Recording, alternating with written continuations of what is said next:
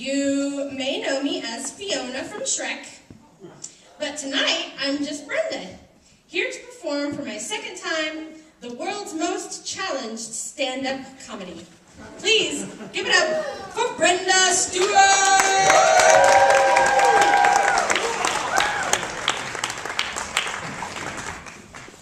So take a good look. Admit it, I look a little bit like Fiona. And it's okay, my family has painfully pointed that out to me since the very beginning of the Shrek series. So I like to say that I'm of Fiona fame and not fortune. Tonight I will be sharing with you a little bit about my family. If you were up at the last Freak Train, I shared with you some of the wonderful virtues of growing up in Grand Junction, Colorado. Thank you. And now I'm making it my personal mission to share with you and represent the Western Slope at every Freak Train. We are a special breed of people, unfortunately. Some of us look more like Fiona than others. I'm also going to share with you a little bit of the magical merriment that comes from being raised by my parents, Butch and Dixie. That's their real names. And they're kind of characters in and of themselves. I've been trying to sell them as characters for movie scripts for quite some time. So if you are interested in purchasing them, let me know after the show. My mom's real name is Dixie Lee. However, she talks more like this because she is Southern. She is from Jacksonville, Florida, which again is pretty much Georgia. She's lived in Colorado for over 30 years now, and she still talks like this.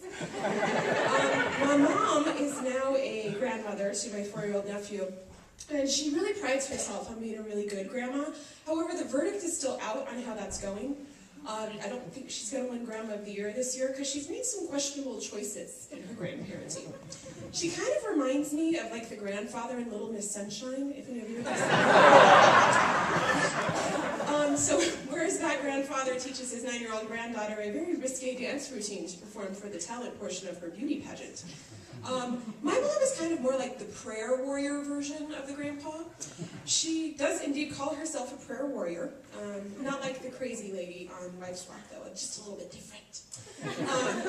Dixie does pray to Jesus every morning, and it goes a little something like this. Dear Lord, baby Jesus, please help me to be the best grandparent that I possibly can be. Please, baby Jesus, please help me make some wise choices with Trevor. Please help me to help him learn to grow and be strong and smart. And I'm not real sure how that connection with baby Jesus is going. She may be like on a dial-up connection because again, personal choices have been made recently. Last week she was babysitting my 4-year-old nephew, and when he was complaining that he wanted some candy, she gave him an apples and cinnamon Metamucil bar. True story. When my sister got home to find the madness that my mom had created during her babysitting escapades, and my sister questioned her why, and she said, well, I had apples and cinnamon, that's healthy, that should be good for him. He wanted it, he liked it. Well, he liked it until he shit his pants for the next 2 days. But the best part was that evening when my mom was leaving my sister's house, she literally turned and said, oh, hell, I hope he doesn't shit the bed. Well, there's a couple things on that, Mom. Literally, that's quite a possibility.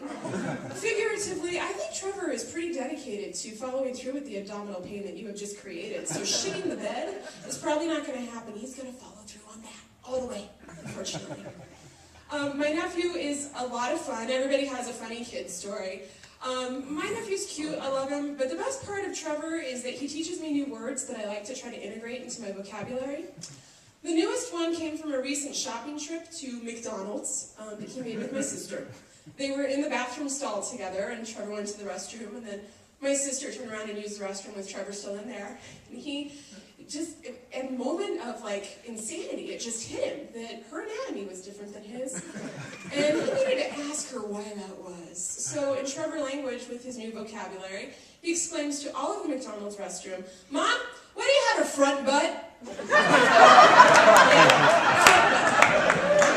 Front butt is like the best word of all time. So I have tried everything possible to integrate front butt into my vocabulary. And that's what I want to bring to all of you tonight, is front butt. So do everything that you possibly can to say front butt to your employer, to your spouse, maybe to your clergy. I don't know. That's kind of how we roll. We may not be crazy Episcopalians, but we are Methodists. We are lazy. We do like potlucks.